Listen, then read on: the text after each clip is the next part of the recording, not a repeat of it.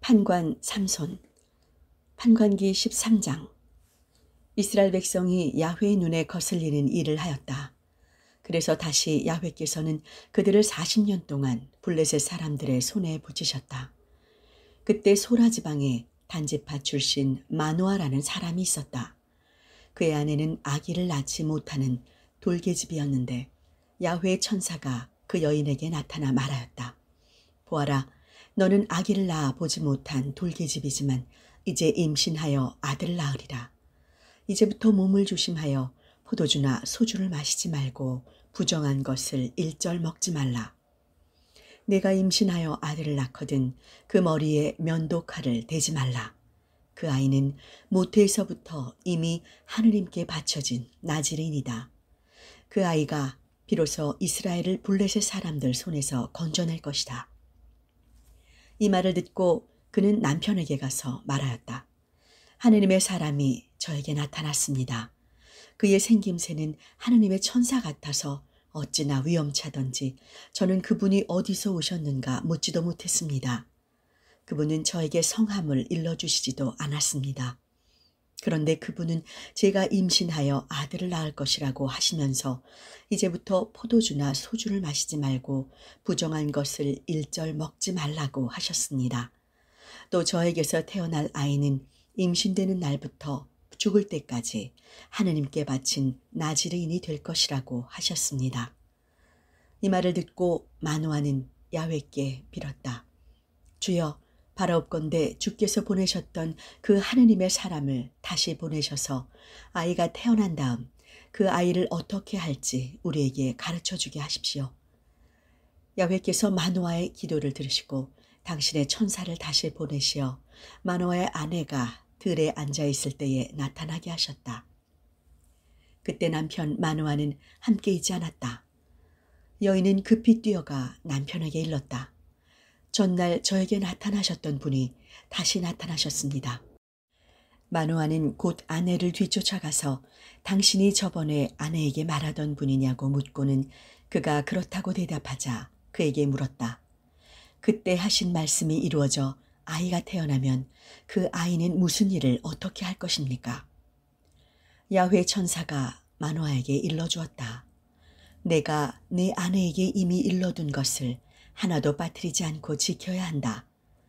포도나무에 열리는 것을 먹으면 안 된다. 포도주와 소주를 마시지 말고 부정한 것을 일절 먹지 말라. 그리하여 내가 내 아내에게 일러준 이 모든 명령을 지켜야 한다. 이 말을 듣고 마노아는 야훼 천사에게 청을 드렸다. 새끼 염소를 한 마리 잡아 올리겠으니 좀 기다려 주십시오. 그러면서도 마노아는 그분이 야훼 천사라는 것을 알지 못하였다. 야훼 천사가 마노아에게 일렀다.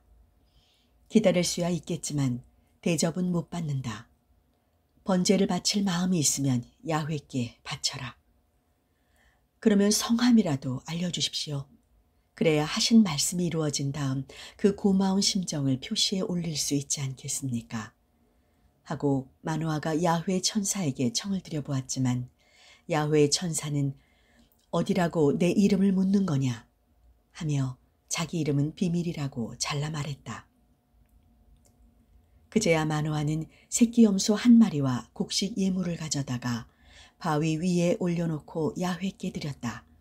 그러자 마노아와 그의 아내가 보는 앞에서 놀라운 일이 일어났다. 불길이 제단에서 하늘로 치솟는데 야훼 천사가 그 불길을 타고 올라가는 것이었다. 이를 보고 마노아와 그의 아내는 땅에 엎드렸다. 그 후로 야훼 천사는 마노아와 그의 아내에게 다시 나타나지 않았다. 그제야 마노아는 그분이 야훼 천사였다는 것을 깨달았다. 거룩한 분을 배웠으니 우리는 영락없이 죽게 되었어. 하고 마노아가 아내에게 걱정스러운 소리를 했지만 그의 아내는 이렇게 말하였다. 만일 야훼께서 우리를 죽이실 생각이셨다면 우리가 드린 번제물과 곡식 예물을 받지 않으셨을 것 아닙니까? 그리고 이 모든 일들을 알려주시지도 않으셨을 것 아닙니까? 여인은 아들을 낳아 이름을 삼손이라 지어주었다. 아이는 야훼께서 내리시는 복을 받으며 자랐다. 삼손이 소라와 에스다올 사이에 있는 단의 진지에 있을 때 야훼의 영이 처음 그에게 내렸다. 판관기 14장. 삼손은 딥나로 내려갔다가 거기에서 블레셋 처녀 하나를 보고 부모에게로 돌아와서 청을 드렸다. 제가 딥나에 갔다가 블레셋 처녀 하나를 보았습니다. 그 처녀한테 장가들고 싶은데 얻어주십시오. 그러나 그의 부모는 그러지 못한다고 하였다. 내 일족이나 내 결의 가운데는 여자가 없어서 할례도 받지 않은 블레셋 색시를 얻으려느냐. 삼손은 아버지를 졸랐다. 그 여자가 좋은 걸 어떻게 합니까? 그 색시를 얻게 해 주십시오. 그러나 그의 부모는 이 일이 모두 야훼께서 하시는 일인 줄 몰랐다. 그때는 블레셋 사람들이 이스라엘을 지배하던 때였기에 야훼께서 블레셋 사람들을 칠 구실을 마련하시려는 것이었다. 삼손이 딥나로 내려가서 딥나에 있는 한 포도원에 다다랐을 때의 일이다. 난데없이 어린 사자 한 마리가 으르렁거리며 달려드는 것이었다. 그때 야훼의 영이 갑자기 내리덮쳐 삼손은 양새끼 찢듯 맨손으로 그 사자를 갈기갈기 찢었다. 그는 이 일을 부모에게도 알리지 않고 그 여인에게로 내려가 이야기해 주었다. 그렇게 그 여인에게 빠져 있었다. 얼마 후 삼손은 그 여자를 아내로 맞으러 가다가 가던 길을 벗어나 죽은 사자가 있는 데로 가서 그 죽은 사자 몸에 벌이 꿀을 쳐놓은 것을 보았다. 그는 손으로 꿀을 좀 따가지고 길을 가면서 먹었다. 돌아오는 길에는 얼마 따다가 부모에게도 대접해 드렸다. 그러면서도 그 꿀이 죽은 사자 몸에서 나온 것이라는 말만은 하지 않았다. 삼손은 그 여자에게로 내려가서 젊은이가 장가갈 때 하는 풍속대로 잔치를 벌였다. 그러나 그들은 삼손이 무서워서 들러리를 30명이나 뽑아 함께 머물게 하였다. 그 자리에서 삼손이 그들에게 말하였다. 내가 수수께끼 하나를 낼 터이니 잔치가 계속되는 이래 동안 생각해서 맞춰보게. 알아내기만 하면 내가 모시옷 30벌과 예복 30벌을 내지. 그러나 맞춰내지 못하면 자네들이 나에게 모시옷 30벌과 예복 30벌을 내야 하네. 그들은 좋다고 하면서 수수께끼를 말해보라고 하였다. 그래서 그는 수수께끼를 내놓았다. 먹는 자에게서 먹는 것이 나오고 힘센 자에게서 단 것이 나오는데 그것이 무엇인가? 그들은 사흘이 지나도록 그 수수께끼를 풀지 못했다. 나흘째 되는 날 그들은 삼손의 아내에게 을러매었다. 내 신랑을 꾀어 그 수수께끼의 답을 알아내서 알려다오. 그렇지 않으면 내 일족을 불에 태워 죽이겠다.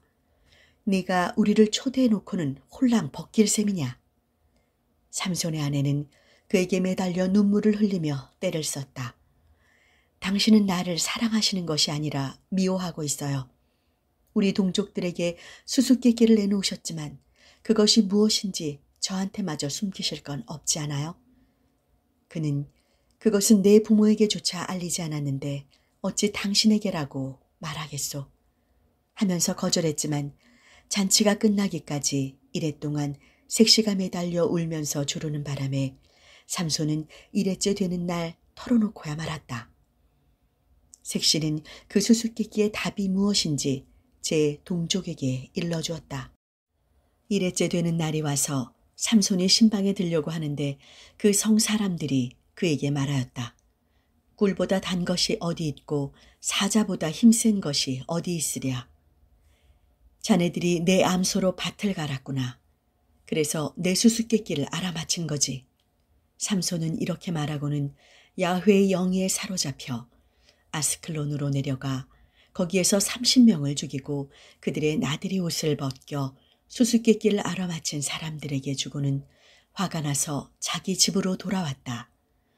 일이 이쯤 되자 삼손의 아내는 들러리들 가운데 어떤 한 사람에게 시집가고 말았다.